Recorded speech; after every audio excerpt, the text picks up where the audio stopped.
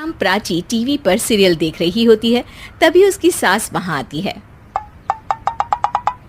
अरे सीरियल में तो ऐसे मग्न है जैसे आज रात का खाना पड़ोसी आकर बनाएंगे।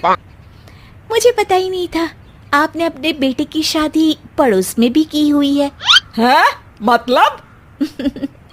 मतलब इस घर में सारा काम बहू ही करती है, आप तो सिर्फ खर्राटे मारती हैं।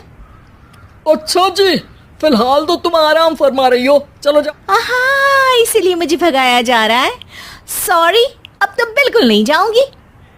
प्राची की इस बात पर दोनों सास बहू के बीच टीवी रिमोट के पीछे बच्चों जैसे छीना झपटी शुरू हो जाती है, जिसके बीच श्लोक भी काम से घर वापस आ जाता है। हाँ, आज मेरी चूहे बिल्ली की जोड़ी किस बात पर झगड़ रही है? अरे तेरे बीवी मुझे टीवी ही नहीं देखने दे रही। अरे तुम्हारी मम्मी मुझे खाना बनाने के लिए फोर्स कर रही है। अरे वाह, ऐसे बेतुके रीजन पर तो बच्चे भी झगड़ा नहीं करते। अरे मुझे कुछ मत बोल, सब इसने ही शुरू किया है। हाँ हाँ, जैसे आप तो बहुत दूध की धूली है ना। अरे बस दोनों चुप। प्राची जाओ खाने की तैयारी करो, और माँ तुम छोड़ो, तुम्हें क्या बोलूं, शांति से अपना सीरियल देखो, मुझे दोबारा लड़ने की आवाज सुनाई नहीं देनी चाहिए। ऐसा बोलकर श्लोक वहां से चला जाता है, जिसके पीछे पीछे प्राची भी कुछ न कुछ बड़बड़ाते हुए रसोई में चली जाती है। हाँ हाँ, सासू जी को तो कुछ बोलेंगे ही नहीं, बस है खाना बनाओ, जैसे मैं इनके घर में खाना बनाने के लिए आई हूँ। इसी तरह शाम बीतती है और रात को श्लोक और प्राची की सास खाना खाकर सोने चले जाते हैं, लेकिन प्राची गुस्से में कुछ खाए बिना काम में ही लगी रहती है। इस घर में किसी को घंटा फिक्र नहीं पड़ता मैं खाऊं या भूखी रहूं। प्राची कुछ देर के लिए रसोई से बाहर जाती है और जैसे ही वापस आती है तो वहां दूध का भरा ग्लास देखकर हैरान रह जाती है। फिक्र पूरी है, बस दिखाना नहीं है।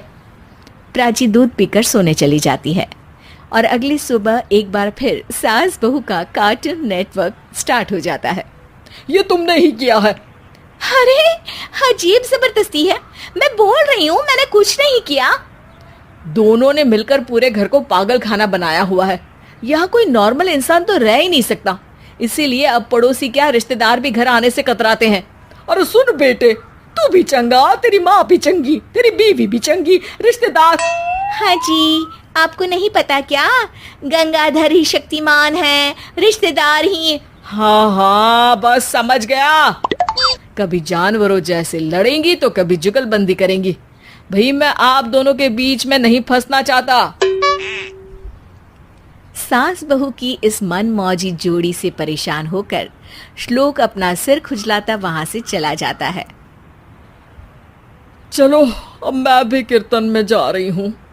इस पर जैसे ही सास कमरे में अपना पर्स लेने जाती है तो वहां नाश्ते की प्लेट रखी देख मुस्कुराने लगती है और नाश्ता करके घर से बाहर निकलते हुए कुछ पैसे टेबल पर रख जाती है, जिसके कुछ देर बाद सिलेंडर वाला घर आता है।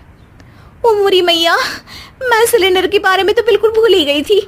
घर खर्च के सारे पैसे भी मम्मी के पास है और श्लोक से बोला तो उल्टा 4 बात सुनाएंगे।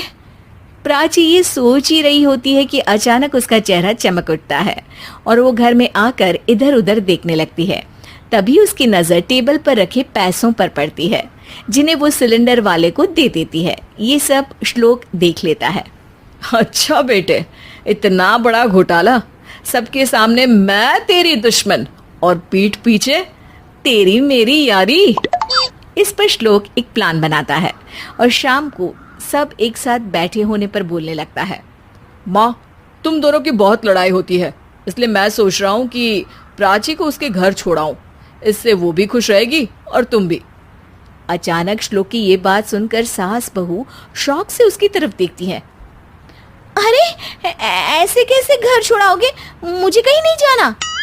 अरे तुमने बोला नहीं पर मैंने सुन लिया, तुम्हें मम्मी के साथ रहना अच्छा नहीं लगता, मुझे पता है। अरे वाह, अरे जब बहू खुद कुछ काम बोले तो वो तुझे सुनता नहीं, और अब जो इसने बोला ही नहीं वो तू समझ गया। जब उसे नहीं जाना तो फिर जबरदस्ती क्यों कर रहा है? अच्छा, फिर आपको मौसी के घर छोड़ाता हूँ। बस अब आप दोनों एक घर में एक छत के नीचे नहीं रह सकती। मैं इस टॉम एंड जेरी की जोड़ी को और नहीं झेल सकता। है? ऐसे कैसे नहीं रह सकते? तुम्हें इतनी दिक्कत है तो तुम्हारा बोरिया बिस्तर पैक कर देती हूँ, लेकिन मम्मी जी कहीं नहीं जाएंगी। बिल्कुल यही सुनना था मुझे। अगर दोनों में इतना ही प्यार है फिर हर वक्त ये लड़ाई का नाटक क्यों करती हो?